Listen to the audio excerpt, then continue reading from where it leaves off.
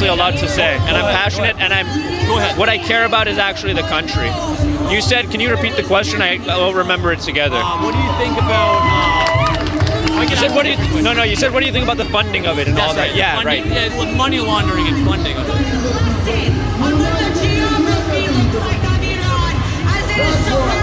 I remember as a young kid, I remember as a young kid, I was very disenfranchised from this culture. I'll never forget it. I was like 12, 13, and they brought a Canadian soldier who went to Afghanistan, and he killed people there. And they made him out to be like this hero who was like, he killed people, but he did it for the right cause, and like, it was so painful to, he came to our school, everyone in the school had to go for an assembly. And those are they speak the same language as me.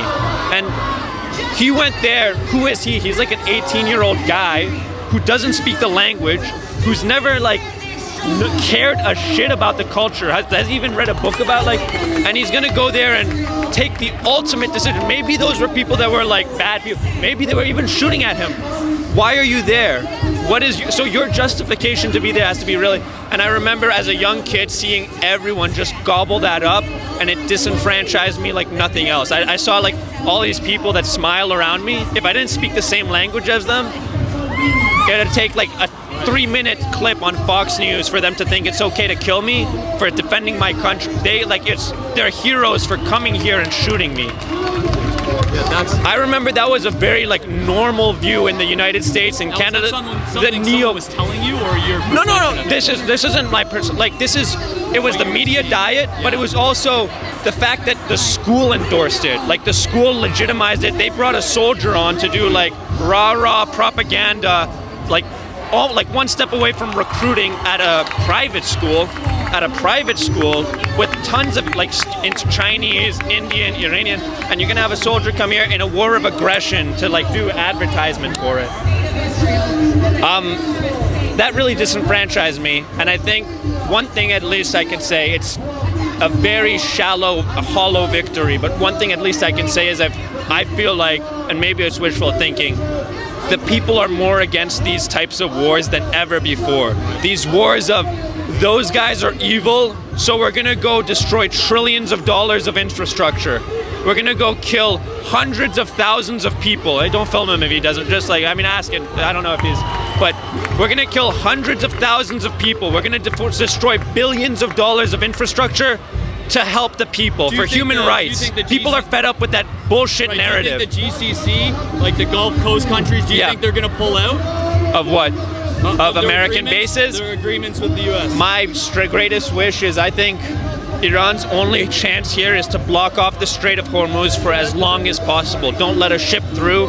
Close off international flights from Dubai and Qatar at first. That's achievable. And then Saudi Arabia if they can later. But the most important thing is to block off the Strait of Hormuz until there's a Security Council meeting and there's a vote. Let's see what countries actually want a war of aggression. What is the legal jurisdiction that allows for this war from Israel, a genocidal state led by an international war criminal, and America, a country led by a guy who broke the last agreement, who bombed Iran during negotiations, a war crime, or a crime against an international crime. Against humanity. That's not a crime against humanity, but it's not a crime against humanity, but to bomb a country during negotiations on the pretense of negotiation is, it's a big no-no in international law. And remember, they're gonna go kill hundreds of thousands of Iranians on the basis of international law. Remember that. That's all of this. You're allowed to go, you as a white man are allowed to go spray down tens of thousands of people because you have the enlightened understanding of what law is. Not you. Yeah. What do you think about the Kurdish people? The Kurdish people. I don't think that's they sought independence in their own ways, right? And they fight for Israel and the U.S. I don't think that's true. And now they're moving into Iran. I think a lot of Kurdish people are. I think most Kurdish people are good people. Do you think they would fight for the regime, or do you think they would fight for freedom? I don't see it as. I don't think they're gonna. You're saying, are they gonna fight for the government, or are they gonna fight for an independence movement? Because Kurdish people fight for their own independence, right? In Iraq, they did. Yeah, right. In Iraq, it's a very different scenario, though.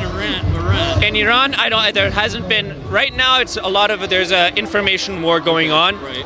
So what does concern me is that America is heavily bombing the western side, specifically Kurdistan, because there's a border with Turkey as well. Okay. On the north, it's called East or West Azerbaijan. It's a province. They haven't bombed that province, but they've bombed the province that borders Iraqi Kurdistan. Now, the reason Iraqi Kurdistan came into being, the autonomous, like the country on the Iraqi side, there's a different history there. Iraqi people, like the Kurds in Iraq, did actually suffer pretty badly. Saddam Hussein, like, explicitly wanted to, like, change the demographics. He did ethnic cleansing. He did, like, gas and kill his own people. And Iran has never had that relationship with Kurdish people in their own country. There has been, probably there's if it's a per capita, there's probably more protests in Kurdistan than there are in like another random province. But the history is not at all like that. I'm sure, like anywhere, a place with 1 million people, you can find, if you work hard enough, like here, you can find enough people willing to wave Israeli flags.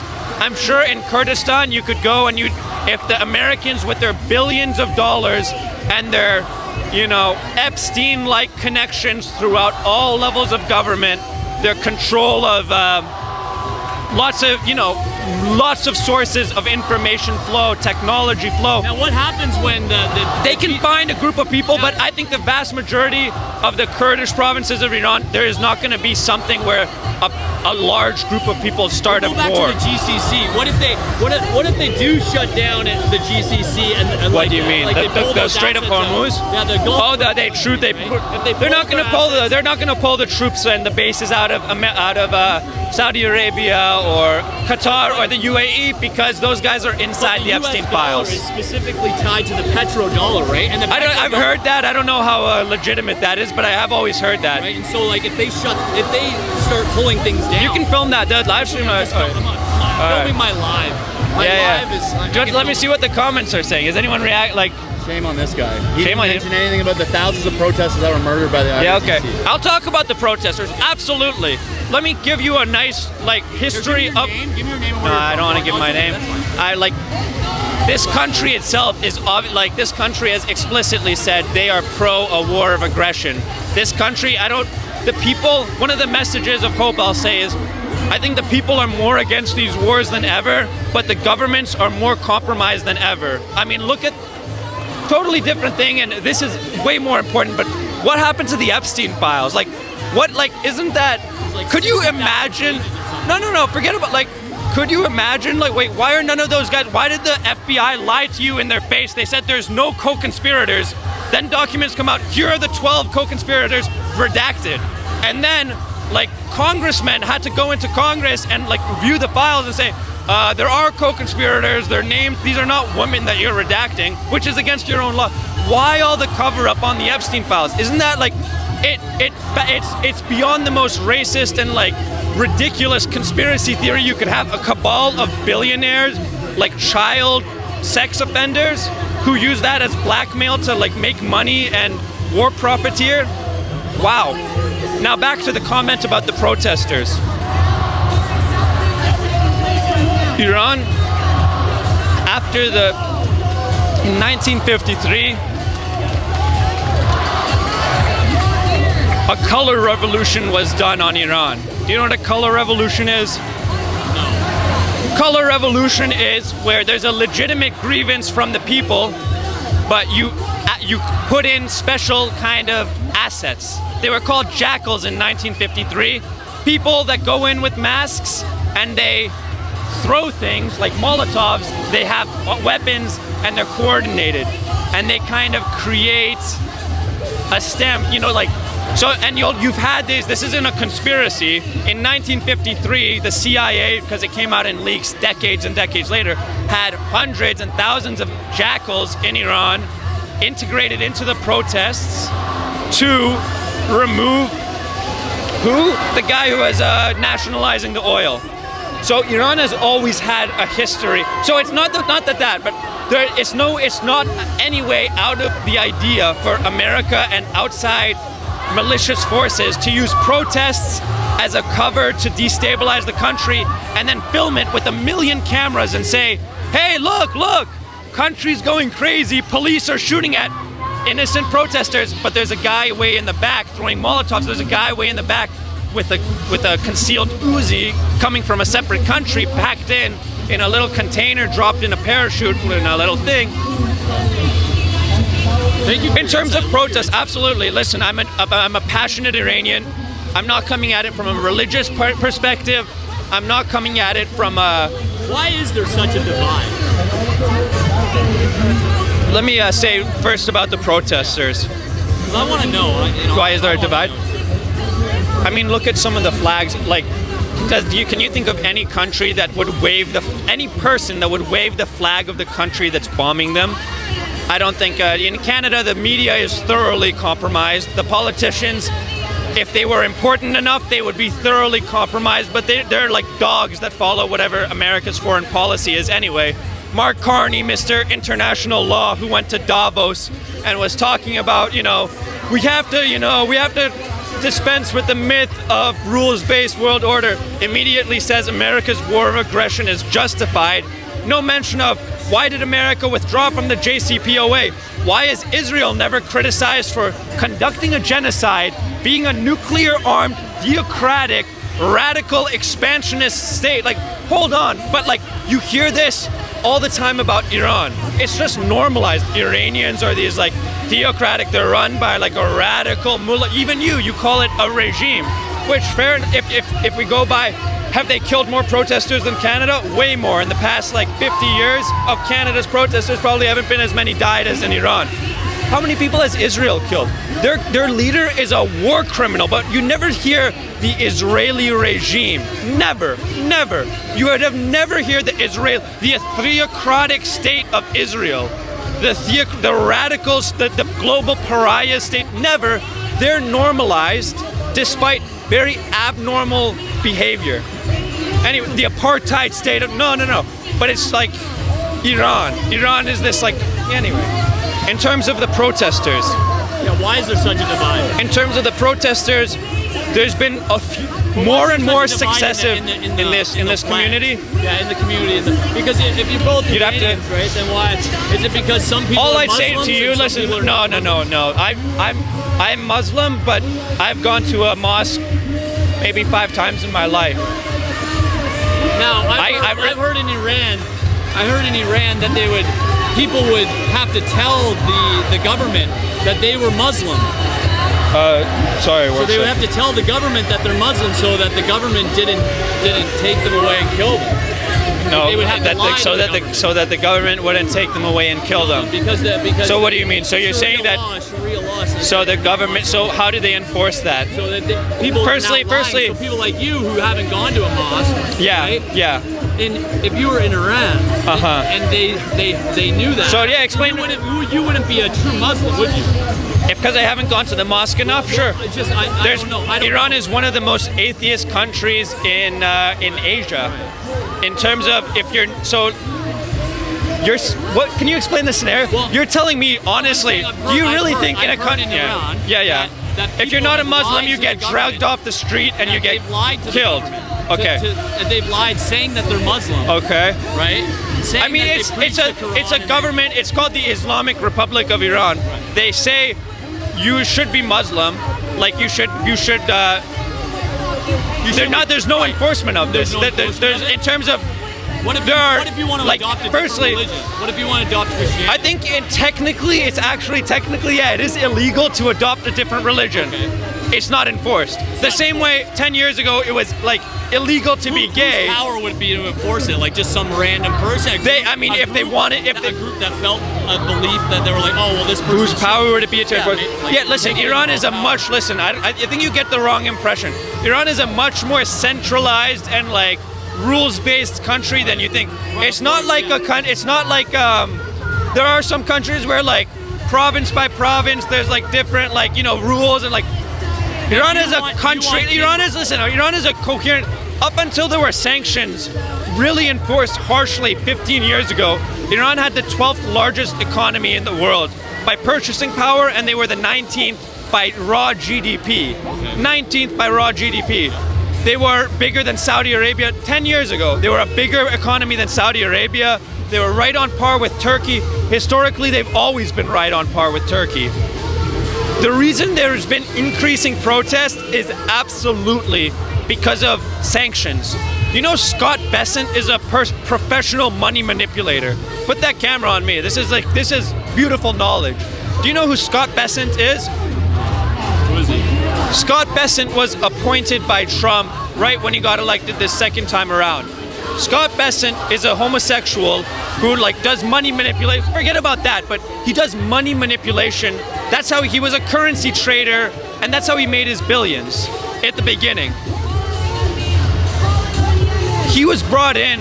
Imagine how crazy. He's like the Secretary of Treasury, I think. No, not Treasury. Secretary of something high level. And he came in basically, I think one of his primary goals was to really hurt the currency of Iran. There's been lots of protests.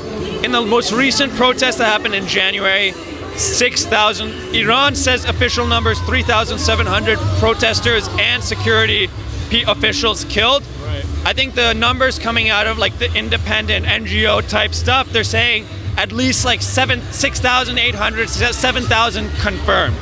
So when it's like that, and after this much time, probably maybe you got it up to 10,000 maybe. So then why come in with warships and come in with all that stuff? What? Well, that's why, because Trump, that's been Trump's goal it has nothing to do with the protests is my point. And in these protests recently, I speak to the people of Iran. I actually have been to Iran. In these protests specifically recently, there were masked people. There was a new kind of, the last protest, up until now, there's never been more than 200 people. There's never been more. I think the largest one was it was very popular. People knew about it here, and there was a lot of the Mahsa Amini protests from 3 years ago. I think at that, it got all the way up to almost 1,000, maybe a little over 1,000 people. Before that, it's been 200, 100, 150, and it's just been rising up with the sanctions. But never before has it gotten anywhere close to 7,000 official. And remember, Iran is a country, it's a very centralized country. Everyone has a birth certificate. Unless you're an undocumented refugee, you don't just die and a month later it's covered up. People have family, people have birth certificates, people are employed, they have government records, there's documents. So the idea that 30,000 protesters were killed is complete propaganda. And by the way, it's a little coinky dinkle that's the exact number that the Israelis say is the official number of Palestinians killed in Gaza. The real number is 70, 80, and then there's probably another 30,000. That's a country where you could have another 30,000 people buried under the rubble and not even know about it.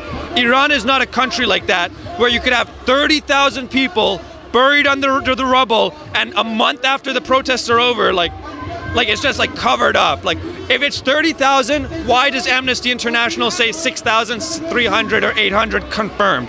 How many? I'm sure there's some undocumented immigrants. I'm sure there's some I don't know. It's hard to imagine. People don't just disappear, and pretty much everyone has a birth certificate, an ID, government something. You can't cover it up, and family. So, yeah, that's my piece. Thank you so much. That's my piece. I really appreciate. Thank you. Appreciate the interview. You mind if I look at the comments and stuff? No, I can't look. Oh yeah, I can't. Blame Israel, me. I have hopefully because I'm really coming from a passionate place. I really feel this stuff. Yeah, it's not blame. Well, I hope this says blame Israel when I have nothing or value credibility. Say after the change of the government, we won't give him a passport. Why are there sanctions? Why are there sanctions? Why do people push sanctions on Iran if they care about Iran? Right. Why did Donald Trump back out when he had everything he wanted? A nuclear deal. Why are there sanctions? There's one side that continues the aggression. Anyway, man. Thank you. Dude, Do you think it's going to make change of people coming out? No, this is obviously, I don't know if it's Epstein, I don't know if it's Trump's bloodlust, I don't know if it's the racism of like people like Pete Hegseth and Marco Rubio, but they've made the decision that they want to make as much economic damage to Iran as possible. And that's why what Iran has to do is block the Strait of Hormuz and make this an international issue. Cool. Are you going to continue to have constant I think they might. Constant wars of genocidal racism, constant destabilization to like secure one colonial apartheid state? How many people have to have their lives ruined to secure one colonial state? Just anyway. Thank you.